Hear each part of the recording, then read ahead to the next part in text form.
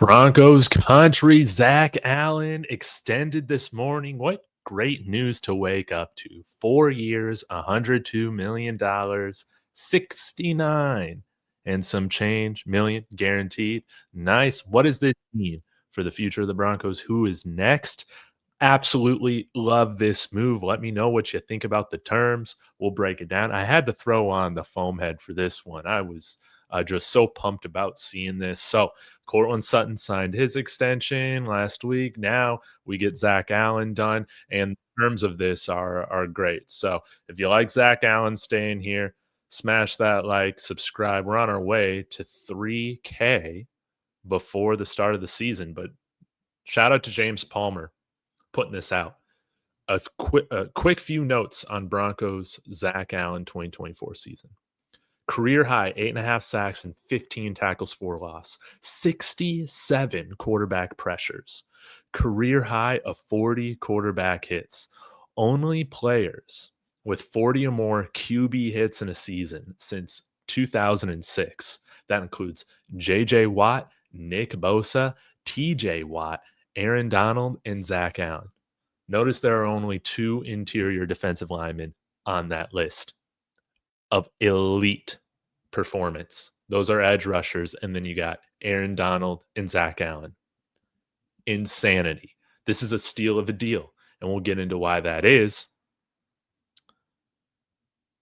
Also, shout out to Ricky.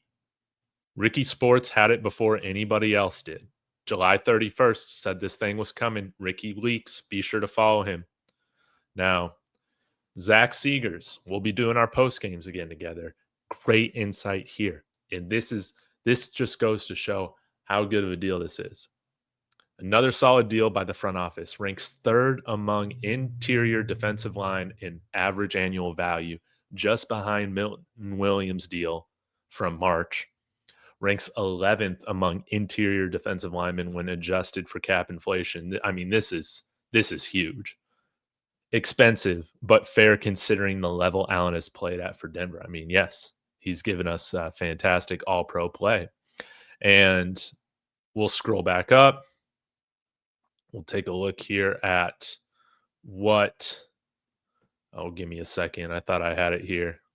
This is why you join my Discord, so I can have those tweets available. Let's check this out. Parker Gabriel.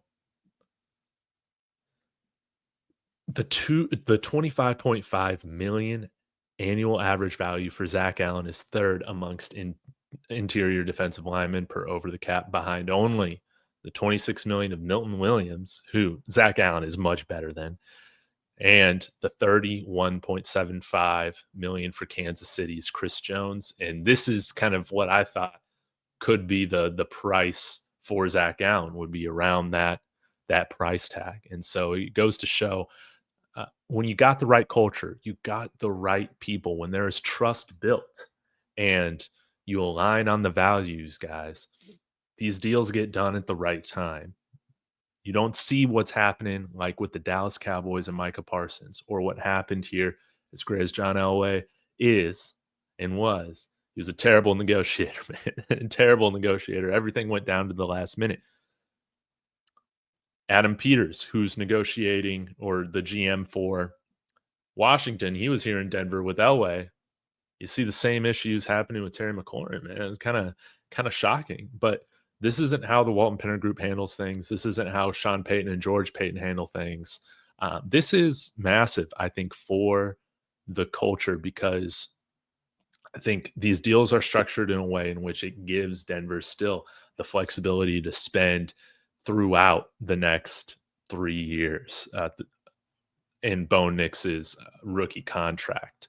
And so I believe they still got the money if they want to extend Nick Bonitto as well as JFM. Now, it's kind of being reported by some people local to Denver that I saw Ben Albright had this out there, and I forget the other guy. Was it Brandon from Guerrilla Sports was talking about how Nick Bonitto might be wanting to wait out the market a little bit with seeing what Micah Parsons get and some of these other edge rushers, and I can understand that. So maybe JFM is the guy to go. But this ensures that Bo Nix He's going to have a defensive line that's absolutely menacing on the other side of the ball. And we're not going to be in position, in my opinion, to where we're going to need to be outscoring every team we're playing against. 2013 was a heck of a lot of fun to watch as a Broncos fan. Peyton Manning putting up all time records, right? The defense was not so much, and they didn't have the depth by the time we got to the Super Bowl against Seattle. I mean, so many guys on that defense were on IR.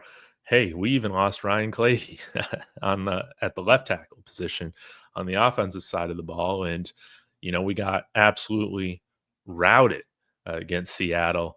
This allows us to have depth. It allows us to have a rotation of edge rushers and interior defensive line rushers to constantly be putting pressure on the quarterbacks. In the AFC, it is imperative that we get pressure up the middle in addition to the edge.